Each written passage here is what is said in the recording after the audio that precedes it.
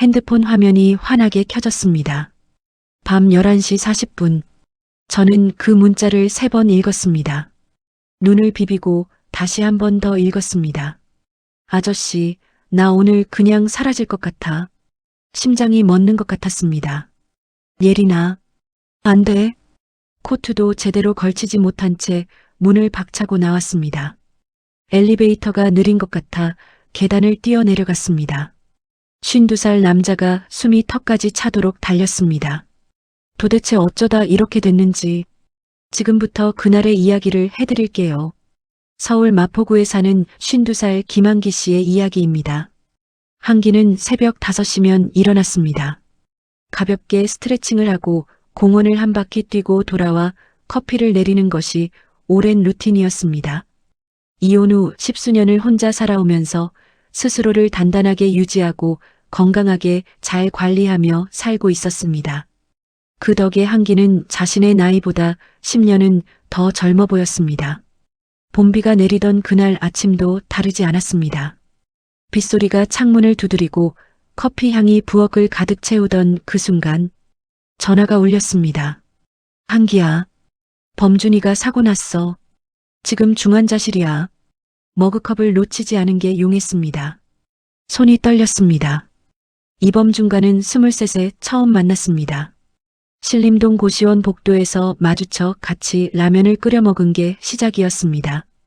그 후로 30년을 넘게 친구였습니다. 범준은 아내를 잃고 딸 하나를 혼자 키웠습니다. 범준이는 그 딸아이가 자기를 닮아 눈이 예쁘다는 것에서 시작해 사회초년생이 되어 첫 월급날 아빠한테 치킨을 사줬다는 자랑까지 딸에 대한 사랑이 각별했습니다. 예린이를 직접 본 건 손에 꼽을 만큼이었습니다. 예린이가 중학교에 들어가던 해에 셋이 삼겹살을 먹었고 대학에 붙었다고 범준이가 치킨을 쏜다며 불러서 잠깐 마주쳤습니다. 말수가 적고 아빠만 바라보던 눈이 기억났습니다. 어딘가 외로운 아이처럼 보였습니다. 이 아이한테 엄마도 없는데 이제 아빠까지. 병원으로 달려갔습니다. 중환자실 복도에 예린이가 서 있었습니다. 혼자였습니다. 작은 어깨가 미세하게 떨리고 있었고 눈은 빨갛게 부어 있었는데 울지는 않고 있었습니다. 어쩌면 이미 눈물이 다 말라버린 것 같았습니다. 저는 아무 말도 하지 못했습니다. 그냥 그 옆에 가서 섰습니다. 범준이는 사흘을 버텼습니다. 그리고 조용히 눈을 감았습니다. 봄비는 그날도 내렸습니다. 유리창을 타고 흐르는 빗물을 바라보다가 저는 처음으로 생각했습니다. 허망하게 간 범준이도 불쌍하지만 엄마 아빠를 이렇게 다 잃은 예린이가 더 가엾게 됐네. 장례는 제가 챙겼습니다. 범준이 친척들이 오기는 했지만 대부분 먼 친척이었고 예린이는 음식도 못 먹은 채 빈소 한켠에 그냥 앉아 있었습니다. 누군가는 움직여야 했습니다. 부고 연락, 장지 예약, 조문객 안내. 손이 10개라도 모자랐지만 몸을 움직이는 게 오히려 나았습니다. 멈추면 범준이 생각이 났습니다. 이틀째 새벽 예린이가 종이컵 커피를 들고 제게 왔습니다. 아저씨, 밥은 드셨어요? 저는 그 애가 밥을 못 먹고 있다는 걸 알고 있었습니다. 너나 먹어라. 예린이는 피식 웃었습니다. 그 표정이 범준이를 너무 닮아서 저는 잠깐 고개를 돌렸습니다.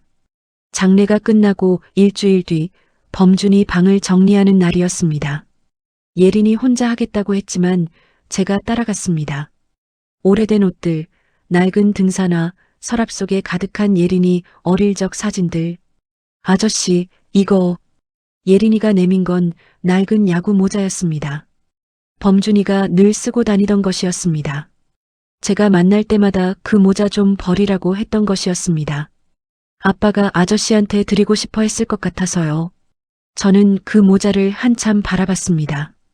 받아야 할지 몰라서 서 있는데 예린이가 조용히 말을 이었습니다. 아저씨가 없었으면 저 혼자 이 일 다 해결하지 못했을 거예요. 감사해요. 그래. 이제 아저씨가 아빠 대신 도와줄게. 저도 모르게 큰 무게를 가진 이 말이 나와버렸습니다. 범준이가 떠나고 계절이 3번 바뀌었습니다. 처음엔 당연한 일이라 생각했습니다. 친구가 남기고 간 아이가 혼자 있는데 가끔 밥 한 끼 챙기는 것쯤은 당연하다고 회사에서 상사한테 치였다며 울먹이는 목소리에 나가서 밥을 사주며 들어줬습니다. 생일엔 케이크를 사들고 갔더니 예린이 눈이 빨개졌습니다. 아빠 생각나서요. 매년 케이크 사왔거든요. 아빠가. 저는 괜히 헛기침을 했습니다. 어느 날부터였는지 예린이한테서 연락이 없으면 하루가 허전했습니다. 밥은 먹었는지 회사는 어땠는지 별것도 아닌 게 자꾸 생각났습니다. 이러면 안 되는데 저는 그 생각이 들 때마다 눌러 담았습니다. 책임감이라고 했습니다. 범준이가 남기고 간 아이니까 범준이 대신 내가 챙기는 거라고 그렇게 스스로를 설득하면서 또 전화를 했습니다. 봄이 다시 왔습니다. 범준이가 떠난 지 꼭 1년이 되던 즈음이었습니다. 작은 식당에 마주 앉아 밥을 먹는데 예린이가 젓가락을 내려놓았습니다. 아저씨, 응, 나, 아저씨 없이는 못 살 것 같아요. 식당 안이 갑자기 조용해진 것 같았습니다. 아니, 원래 시끄러웠는데 제 귀에만 그렇게 들렸습니다. 이러면 안 된다. 이 애는 아직 24이야. 아버지를 잃은 충격이 가시지 않은 거야. 예린아, 그건 아빠 잃고 힘든 시간 동안 내가 옆에 있어서 그런 거야. 아빠한테 기대고 싶은 마음이 나한테 온 거야. 예린이는 시선을 내리깔았습니다. 한참 있다가 조용히 말했습니다. 아저씨는 제 마음을 저보다 잘 아세요? 저는 대답을 못했습니다. 그날 밤 집에 돌아와 서랍에서 범준이 야구 모자를 꺼냈습니다. 거실불도 켜지 않고 소파에 앉아 오래도록 그것만 손에 쥐고 있었습니다. 범준아, 나 지금 어떻게 해야 하냐? 다음 날부터 연락을 줄였습니다. 밥은 먹었는지 묻던 문자도 주말에 잠깐 나오라던 전화도 스스로 거리를 만들었습니다. 이게 맞는 거라고, 이게 도리라고 그렇게 되뇌면서 처음 일주일은 예린이한테서 연락이 왔습니다. 아저씨 뭐해요? 짧게 답했습니다. 바쁘다고, 나중에 연락하자고. 그 다음 주엔 연락이 뜸해졌습니다. 그리고 어느 날부터 예린이 쪽에서 먼저 연락이 오지 않았습니다. 잘 됐다고 생각했습니다. 이게 맞는 거라고. 그 애가 다른 사람을 만나고 자기 나이에 맞는 삶을 살아야 한다고. 범준이도 그걸 바랐을 거라고. 그런데 잠이 오지 않았습니다. 출근길에 예린이가 좋아하던 빵집 앞을 지나다 걸음이 멈췄습니다. 점심을 먹다가 예린이가 맵다고 혀를 내밀던 게 생각났습니다. 아무 이유 없이 이 자식아. 이러면 안 되잖아. 혼잣말인지 범준이한테 하는 말인지 몰랐습니다. 그리고 보름쯤 지난 밤이었습니다. 11시가 넘었는데 핸드폰이 울렸습니다. 문자였습니다. 아저씨, 나 오늘 그냥 사라질 것 같아. 손이 굳었습니다. 심장이 한 박자 늦게 뛰었습니다. 뭐라고? 코트도 제대로 걸치지 못한 채 뛰어나왔습니다. 엘리베이터를 기다리지 못하고 계단을 달렸습니다. 차에 탔는데 손이 떨려서 시동키를 한번 놓쳤습니다. 안 돼. 살아있어야 해. 제발. 예린이 아파트 앞에 차를 세우고 뛰어 올라갔습니다. 현관문 앞에 누군가 서 있었습니다. 예린이었습니다. 멀쩡하게 두 손을 모으고 저를 기다리고 있었습니다. 온몸에 힘이 빠지면서 화가 치밀었습니다. 이게 무슨 짓이야? 낮고 떨리는 목소리였습니다. 예린이는 눈을 들었습니다. 울지 않았습니다. 오히려 담담한 얼굴이었습니다. 이래야 아저씨가 올 것 같았거든요. 저는 아무 말도 못했습니다. 아저씨가 저한테 관심 없으면 이 문자 받아도 안 왔겠죠. 근데 올 것 같았어요. 아저씨가 저 걱정한다는 거 알거든요. 찬바람이 복도를 훑고 지나갔습니다. 예린이 머리카락이 흩날렸습니다. 아저씨, 저 아빠 잃고 슬퍼서 아저씨한테 기댄 거 맞아요. 근데요. 예린이가 저를 똑바로 바라봤습니다. 1년 동안 아저씨 보면서 계속 아저씨 옆에 있고 싶어졌어요. 그건 아빠 때문이 아니에요. 아저씨라서예요. 저는 그 자리에 서서 한참 동안 움직이지 못했습니다. 범준아, 집에 돌아와 불을 켜지 않았습니다. 서랍에서 야구 모자를 꺼냈습니다. 낡고 해진 챙, 땀으로 얼룩진 밴드. 범준이가 쓰고 다니던 모자. 제가 만날 때마다 그 모자 좀 버려라고 했던 모자. 소파에 앉아 그것을 무릎 위에 올려놓았습니다. 범준아, 창밖엔 아파트 불빛들만 점점이 박혀 있었습니다. 어디선가 밤바람이 창틈을 비집고 들어왔습니다. 나, 네 딸을 좋아하는 것 같아. 말이 안 된다는 건 알았습니다. 예린이는 24이고 저는 52였습니다. 친구의 딸이었습니다. 근데 어쩌지? 진짜로 그런 것 같아. 그 애가 밥을 먹었는지 자꾸 생각나는 게, 웃는 얼굴이 불현듯 떠오르는 게, 오늘 그 복도를 뛰어가면서 제발 살아있어라 길었던 게 책임감만은 아니었습니다. 저는 진작 알고 있었는데 인정하지 않으려 했던 것이었습니다. 평생 혼자 살면서 무뎌졌다고 생각했습니다. 누군가를 이렇게 걱정하는 감정이 내 안에 아직 남아있는 줄 몰랐습니다. 미안하다. 모자를 두 손으로 꼭 쥐었습니다. 눈이 따가워졌습니다. 네가 뭐라고 할지 모르겠다. 화낼 수도 있겠지. 근데 나 이에 평생 울리지 않을 자신은 있어. 그 약속은 할 수 있어. 내가 살아있는 동안은 혼자 외롭게 두지 않을게. 얼마나 앉아 있었는지 모릅니다. 시계를 보니 새벽 2시였습니다. 핸드폰을 들었습니다. 예린이 이름 위에 손가락을 올렸습니다. 한참을 그러고 있다가 눌렀습니다. 신호가 2번 가기도 전에 받았습니다. 아저씨, 잠 못 잤구나. 목소리만으로 알 수 있었습니다. 밥은 먹었어? 전화기 너머로 예린이가 웃는 소리가 들렸습니다. 울다가 웃는 소리였습니다.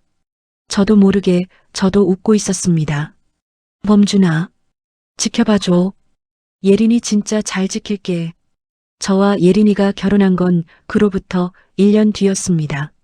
주변에서 말이 없지는 않았습니다. 나이 차이도 차이지만 친구 딸이라는 것이 사람들의 입에 오르내렸습니다. 저는 그 말들을 일일이 막을 수 없었습니다. 다만 예린이 손을 잡고 걷는 그 길이 부끄럽지 않다는 것 하나만 지켰습니다. 예린이는 생각보다 훨씬 어른스럽고 단단한 사람이었습니다. 엄마의 빈자리를 채우며 아빠와 둘이 자랐기 때문인지 어지간한 일에 흔들리지 않았습니다.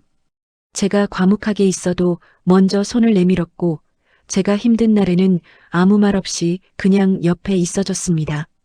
함께 사는 게 이런 것이구나. 저는 50이 넘어서야 처음으로 알았습니다.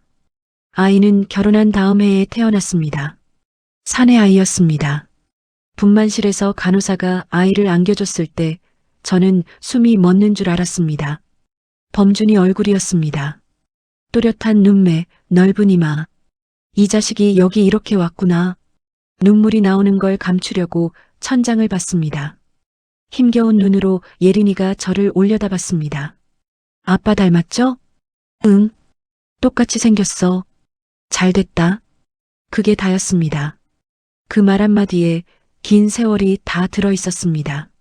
아이가 첫 돌을 맞은 봄날, 새 식구가 처음으로 범준이 묘지를 찾았습니다. 연두빛 잔디 위로 봄바람이 지나갔습니다.